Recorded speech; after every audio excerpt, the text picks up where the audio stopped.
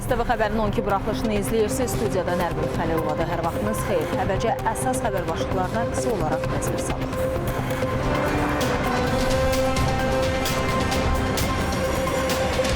Prezident İlham Əliyev Türkiyənin Milli Müdafiə Naziri Yaşar Güləri və Milli Təhlükəsizlik Şurasının baş katibi Okay Məmişi qəbul etdi. Bakı Hərbi Məhkəməsində Ruben Vardanyan işi davam edir. Zərər çəkmişlərin ifadələrindən detallar birbaşa bağlantıda. Türkiyədə son 7 saatda 3-cü zəlzələ oldu. 4,9 bal. Bu dəfə hansı bölgələr silkələndi? Az sonra. 30-dan artıq ölkədən 450-yədək şirkət Bakıda beynəlxalq kənd təsərrüfatı sərgisində bir araya gəldi. 18-ci Caspian Agro və 30-cu Interfood Azərbaycan sərgilərində nələr nümayiş olunur? İndi isə də ətraflı Prezident İlham Əliyev bugün Türkiyə Respublikasının Milli Müdafiə Naziri Yaşar Güləri qəbul edib.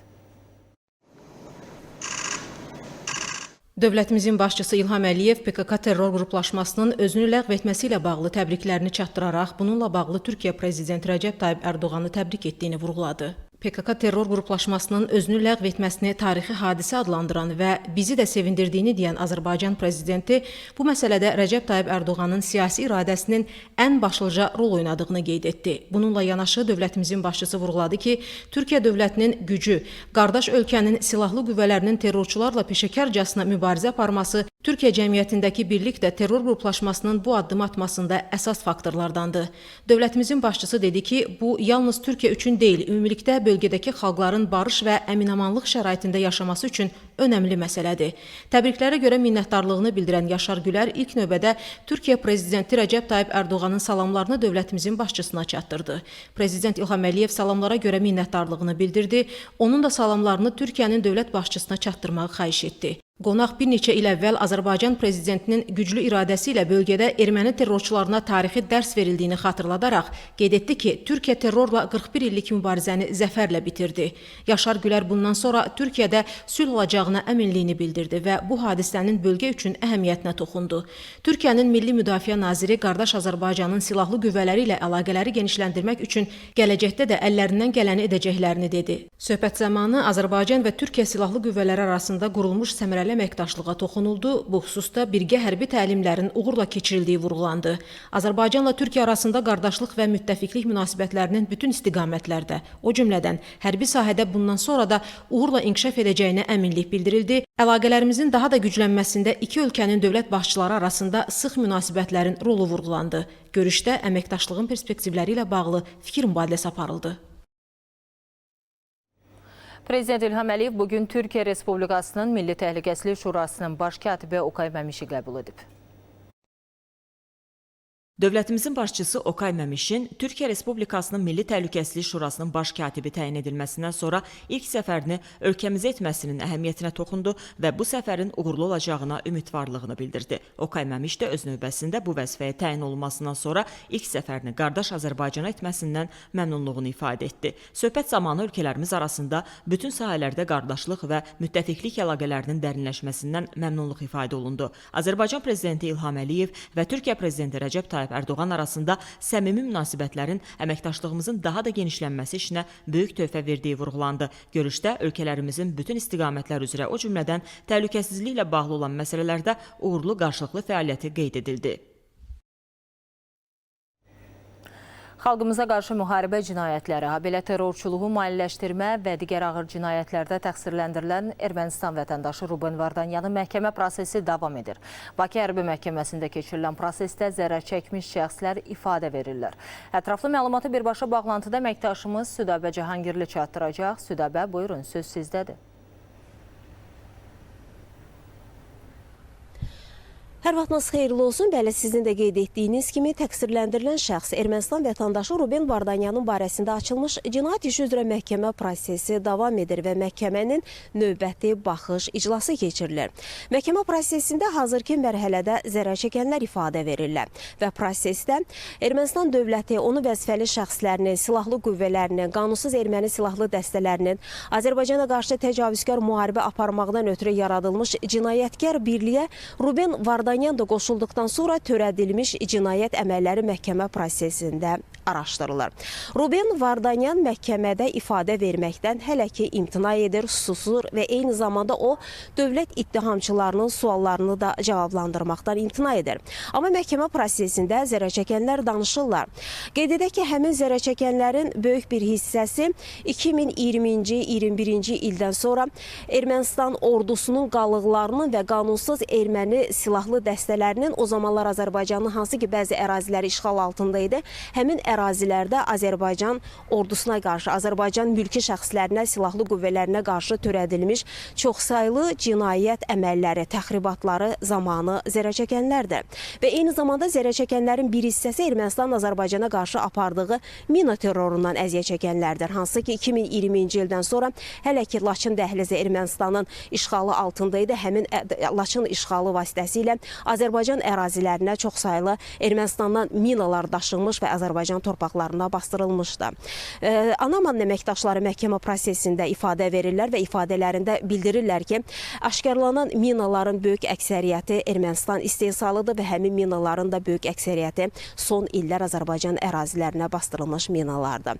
Məhkəmə prosesi açıq keçirilir. Prosesdə Ruben Vardanyan özünün istəyinə uyğun olaraq həm o istintaq dövründə, həm də məhkəmə prosesində özünün seçdiyi vəkili ilə təmin olunub, eyni zamanda ona rus dilində tərcüməçi ayrılıb.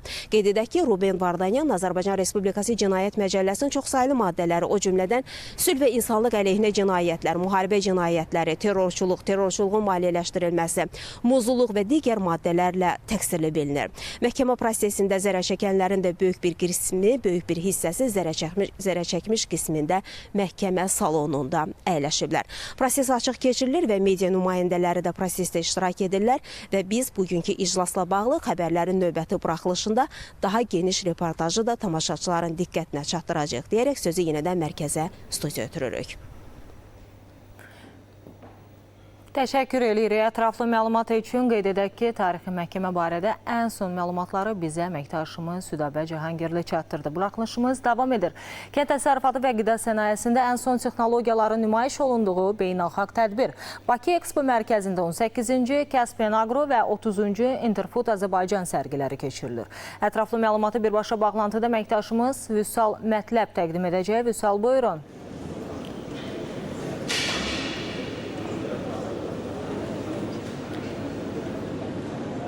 Xoş gördük Nərmin. Bəli, Bakı öz ənənəsini davam etdirir. Söhbət beynəlxalq tədbirlərə ev sahibliyi etməsindən gedir ölkəmizin paytaxtının və bugün də belə tədbirlərdən daha ikisi başlayır. Söhbət beynəlxalq kənd təsərrüfatı sərgisi və qida sənayesi sərgisindən gedir.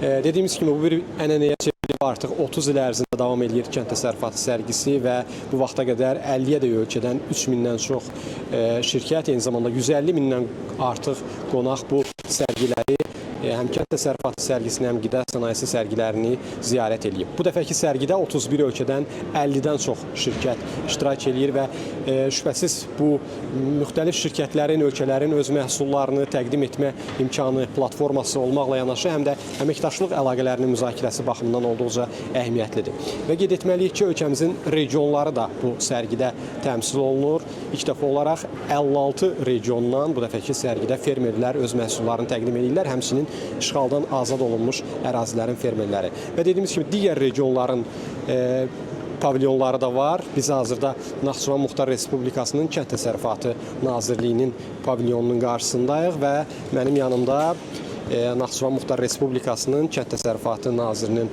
müavini və Kənd Təsərrüfatı Naziri vəzifəsini icra edən Xəyalə Dadaşova var və biz ondan öyrənəcəyik bugün Naxçıvan pavilyonunda nələr təqdim olunur. Xoş gördük. Çox sağ olun, təşəkkür edirik bizim pavilyona səfər etmişsiniz. Naxçıvan artıq 3 ildir ki, ardıcıl olaraq sərgilərdə iştirak edir və öz yerli məhsulları ilə nümayişə həyata keçirir. Bu il də əvvəlki illərdə olduğu kimi 50-dən çox çeşiddə olan məhsulları biz təqdim edirik və məhsulların təqdimatında iri istehsalçılarla yanaşı ailə təsərrüfatçıları da iştirak edirlər. Pavilyonumuzda bizim demək olar ki, un məhsulları, mineral sularımız, sonra ət və ət məhsulları, arıçılıq məhsulları, tütün və digər bu kimi məhsulların nümayişi təqdim olunur. Gördüyünüz kimi də burada arıçılıq məhsullarıdır. Naxçıvanın yerli balıdır. Bilirsiniz ki, Naxçıvan balı hər yerdə məşhurdur və bu gün də ziyarətçilərin demək olar ki, diqqətini çəkən məhsullar sırasındadır.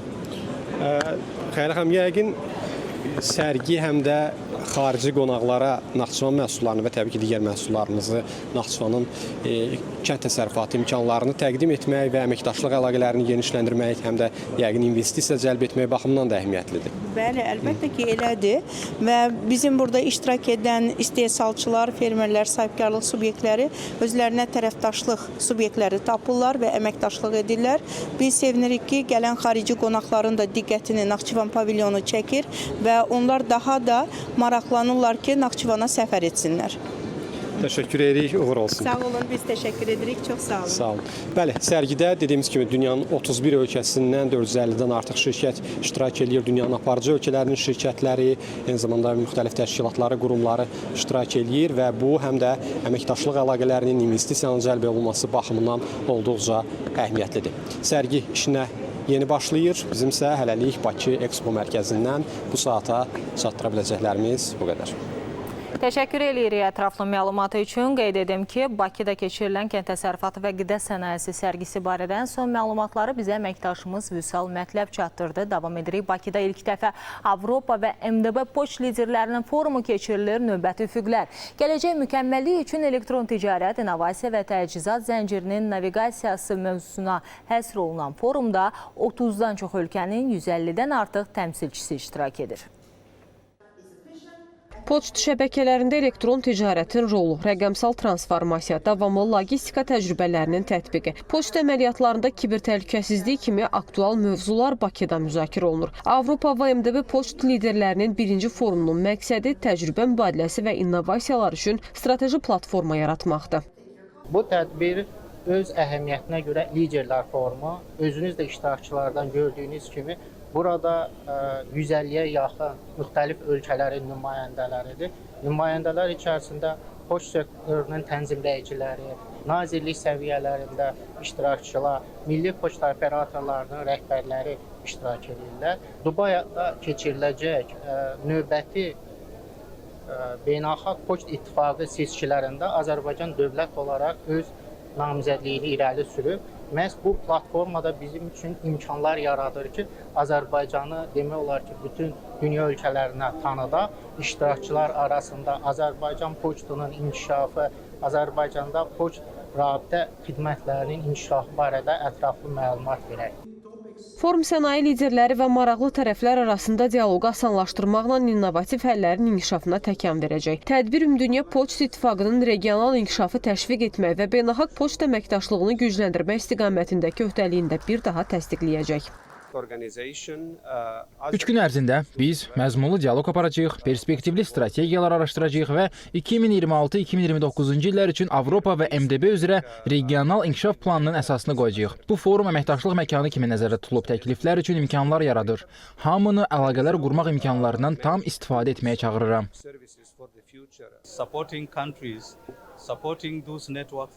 İnkişaf etməkdə olan ölkələrin poçt təşkilatlarının rəqəmsal dövrə keçid etməsi üçün beynəlxalq əməkdaşlıq əsas rola malikdir.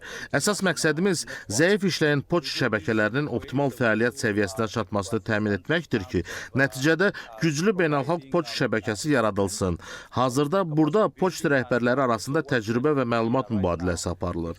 Bu proses nəticəsində mövcud əməliyyat boşluqlarını müəyyənləşdiririk və həmin boşluqları aradan qaldırmaq üçün konkret dəstək mexanizmləri formalaşdırırıq. Forum çərçivəsində tədbirə həsr olunmuş xatirə poçt markası buraxılıb. Orxan Qayıbov, Vahab İmanzadə, Nərmin Kərim, ASTV Xəbər. Dünya gündəminə nəzər salaq, Amerika Birləşmiş Ştatları Prezidenti Donald Trump ilk dövlət səfərinə yaxın şərq ölkələrindən başlayıb 4 günlük səfərin ilk dayanacağı Səudi Ərəbistanıdır.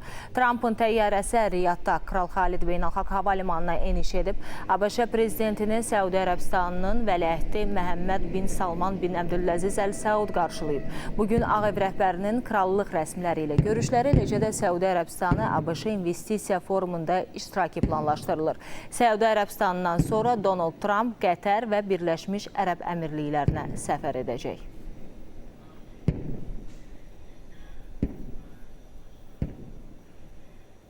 Qəzza zolağında hərbi əməliyyatlar davam edir. Əl-Cəzirənin məlumatına görə İsrail ordusu Xan Yunisdə xəstəxanaya zərbələr endirib.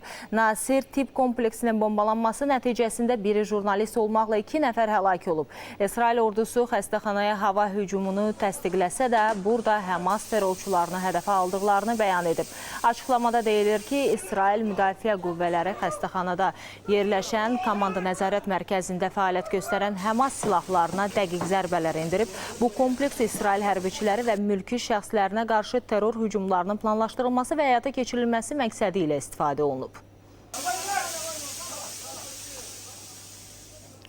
Avropanın bir sıra ölkələrinin xarici işlər nazirləri Londonda Ukraynaya dəstək ilə bağlı görüş keçiriblər. Ukraynada atəşkəs müharibəni dayandırmaq üçün Rusiyaya təzyiq və Kiyeva təhlükəsizlik zəmanətləri müzakirə edilib.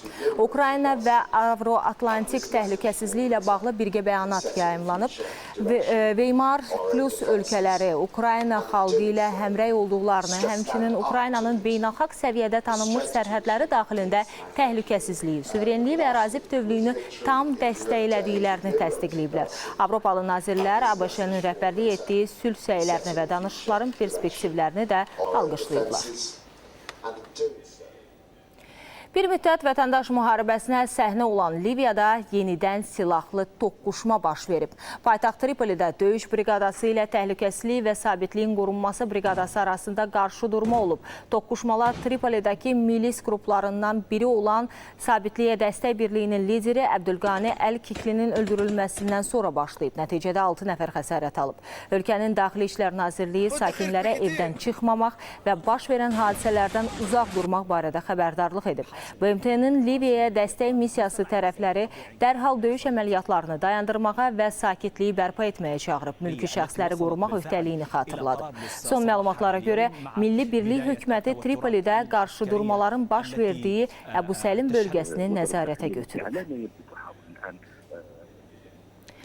Tayvan adanın cənub-şərq sahilində hərbi təlimlər çərçivəsində yerli istehsal olan Landsford 2 raket sistemini sınaqdan keçirib. Bu raket sistemi 360 dərəcəlik axtarış, izləmə və müşahidə imkanları, həmçinin 15 kilometr məsafədə aşkarlanma diapazonuna malikdir. Məqsədimiz odur ki, ciddi və davamlı təlimlər vasitəsilə heyətimizi real təhlükələrlə üzləşəndə sakit və soyuqqanlı qala bilsinlər deyə Tayvanın Müdafiə Nazirliyindən bildirilib. Xatırladaq ki, ötən gün Tayvan ABŞ istehsalı olan HIMARS raket sistemini ilk dəfə sınaqdan keçirib.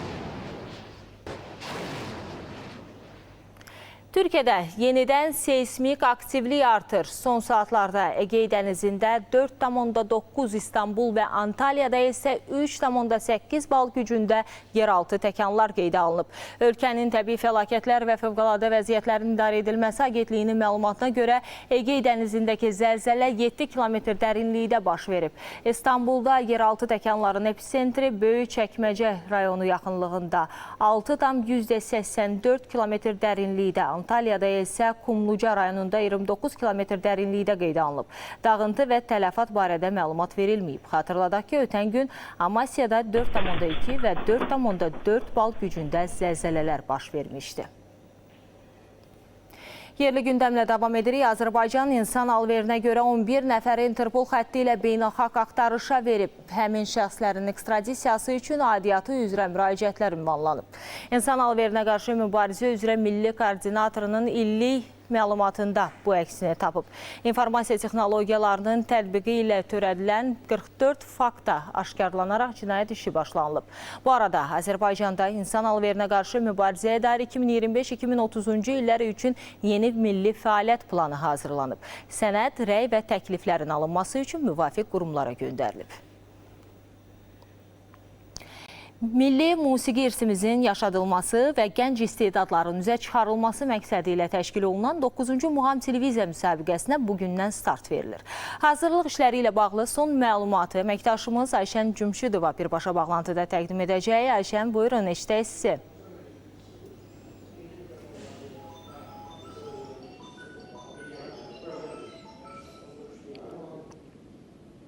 13 may 2025-ci il və bu il Muğam Televiziya müsabiqəsinin 20-ci il dönümüdür və hər il olduğu kimi bu ildə artıq öz işinə başladı. Elə kadrlardan da göründüyü kimi məhz bugün artıq seçim turları başlayır ki, son hazırlıq işləri həyata keçirilir. Elə kadrlardan da görmək mümkündür ki, bütün texniki heyət buradadır, bütün hazırlıq prosesini daha yaxından görməyimiz mümkündür və 9-cu Muğam Televiziya müsabiqəsinə bir müddət əvvəl artıq həm Bakıda, eyni zamanda bölgələrdə seçimlərə başladılar və bu seçimlər nəticəsində 20 nəfər gənc, 10 nəfər isə uşaq seçildi ki, artıq bundan sonraki 3 ay ərzində isə həm Bakıda, həm də bölgələrdə artıq final üçün seçimlər həyata keçiriləcək. Finalın isə avqust ayında həyata keçirilməsi nəzərdə tutulur. Biraz əvvəl qeyd etdiyim kimi, məhz Muğam Televiziya müsabiqəsi 20-ci ilini qeyd edir ki, artıq bu müsabiqə 2005-ci ildən fəaliyyət göstərir və hər ildə Azərbaycan muğamına hər dəfə istedadlı gənclər seçilir. Məhz bu dəfə də yeni səslər, yeni istedadlar muğamımıza yeni töhfələr verəcək. Hələ ki, bizim isə buradan çatdırmaq istədiklərimiz bu qədərdir. Qarşıdakı buraxılışda həmin seçim turunda iştirak edən gənclərlə, uşaqlar da görüşəcəyik və onlarla da, onların da öz həyəcanlarını sizinlə bölüşəcəyik. Hələ ki, bizdən bu qədər. Buyurun, söz yenidən sizdədir. Təşəkkür edirik ətraflı məlumatı üçün. Bizimlə birbaşa bağlantıda əməkdaşımız Ayşəm Cünşübdova idi. Hörmətli tamaşaçılar, biz isə bu saata çatdıracaqlarımız artıq bundan ibarət idi. Biz sizinlə sağollaşırıq. Növbəti buraxılışlarımızı izləməyi unutmayın. Görüşmək ümidi ilə sağ olun, salamat qalın.